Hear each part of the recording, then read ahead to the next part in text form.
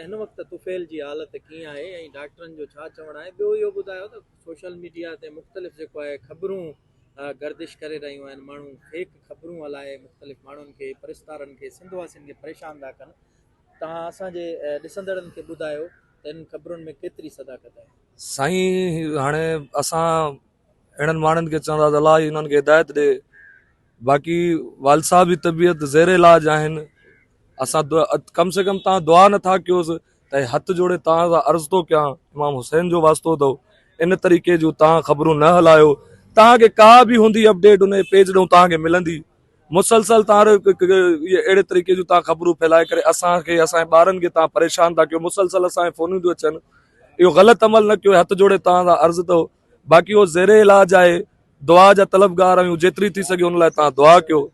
हथ जोड़े तव्हां अर्ज़ थो करे सघां। बाक़ी तव्हांखे अलाह सां हिदायत ॾींदो। जहिड़े तरीक़े तव्हां पोस्टूं इहो मुसलसल हलायो था पियो, त इहो तमामु हिकिड़ो ग़लति अमल तव्हां शुरू कयो आहे। अलाह सां हिदायत ॾींदो। कंडीशन साईं यार डॉक्टर ॿुधाइनि था बेहतरी तरफ़ आहे, रिकवर थिए थो। ऐं काफ़ी कल्ह खां तव्हां कल्ह बि आया हो, कल्ह खां सेहत काफ़ी इम्प्रूव थी अथसि। मौला साईं हयाती ॾींदसि। जी जी। हिन वक़्तु तुफ़ैल जी जेका सिहत जी हालत आहे उहा कीअं आहे। ॿियो सकाफ़त वारो सूबाई वज़ीर बि हिते आयो ऐं हुनजी सहायता बि कई। हिते इलाज मां तव्हां मुतमिन आहियो या चाहियो था तो ॿी कंहिं अस्पताल मां इलाज करायो। हिते फ़िलहाल इलाज जो सही हले पियो। डॉक्टरनि जे चवण मुताबिक़ त असांजी टीम जेकी कमु करे पई तुफ़ैल संजराणी जे मुताबिक़, डॉक्टरनि जे मुताबिक़ उहा सुठी कमु करे पई। लेकिन अगरि कुझु प्रॉब्लम्स जेके आहिनि की उहे सिधियूं थियनि, पोइ थी सघे असां ॿिए कंहिं अस्पताल बि मूव कयूं अञा बहितरी जे लाइ।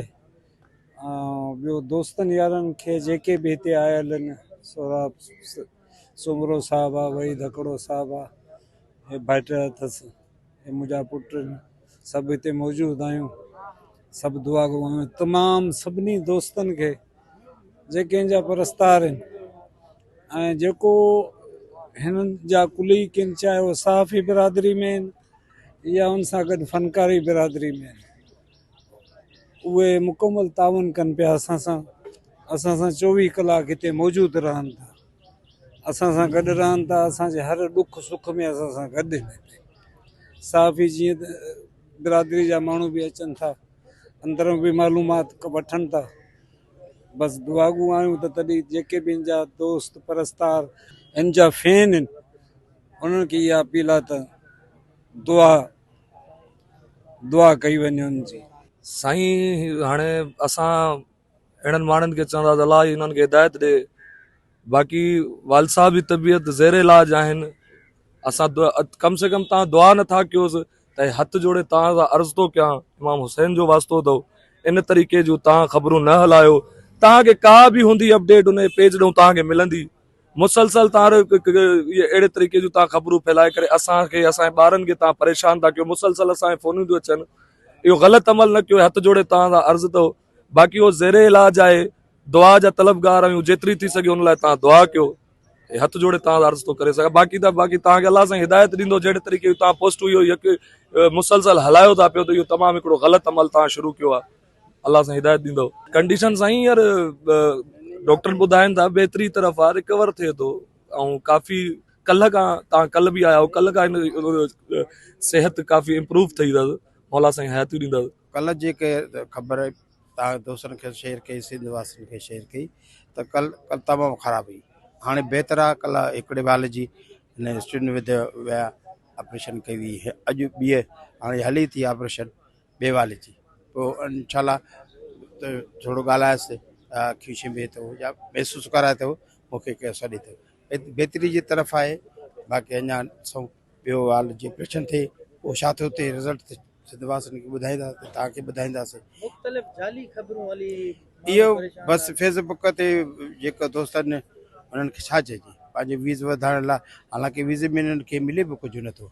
हरू भरू पंहिंजो व्यूज़ वधाइण लाइ, पंहिंजी बदवा खणण लाइ तव्हां जेकॾहिं दुआ नथो करे सघो त फेक ख़बरुनि लाइ, पंहिंजी इन्हनि जी दोस्तनि में मिटनि माइटनि में हरू भरू जी परेशानी वधाइण लाइ छा कजे हिननि माण्हुनि खे। हाणे बहितरी तरफ़ आहे ऐं कल्ह बि एंजियोप्लास्टी आहे, हींअर बि हिकिड़ो एंजियोप्लास्टिक हलेसि पई।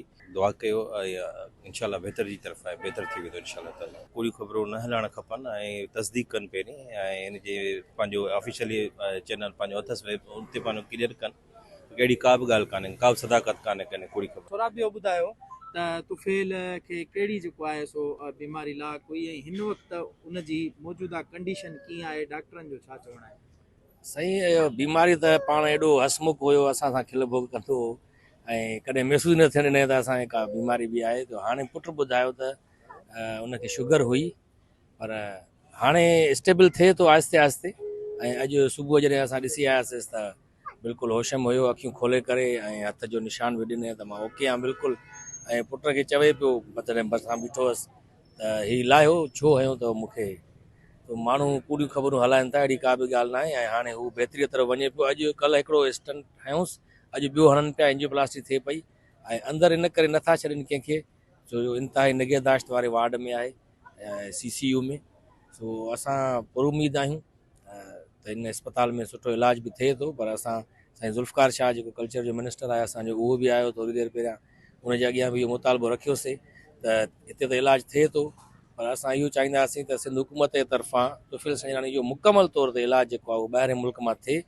छो जो तुफ़ैल संजराणी सिर्फ़ु सिंध जो फ़नकार न आहे या पाकिस्तान जो न आहे, हू पूरी दुनिया लेवल ते हू मशहूरु आहे, बैनुल अक़वामी शोहरत याफ़्ता आहे, जंहिं ॿियनि मुल्कनि में वञी करे पाकिस्तान जो नालो रोशन कयो आहे। ऐं उते वञी करे क़ौमी कलाम ॻाया अथई, सूफ़ी कलाम ॻाया अथई, पाकिस्तान जा कलाम ॻाया अथई, पाकिस्तान नालो रोशन कयो। त हिन वक़्तु हू पाकिस्तान जो हिकिड़ो अहम फ़नकार आहे। सो असां इहा हुकूमत पाकिस्तान खे बि गुज़ारिश कंदासीं त असांजे तुफ़ैल संजराणी साहिब जो मुकमल तौर ते ॿाहिरि मुल्क में इलाजु करायो वञे। ऐं जेसीं ताईं हू सही नथो थिए, बिल्कुलु हाणे स्टेबल थिए थो आहिस्ते आहिस्ते, जीअं थोरो सही थिए त जीअं शिफ्ट करण जो या ट्रेवल करण जहिड़ो थिए त हिनखे ॿाहिरि मुल्क में मोकिलियो वञे।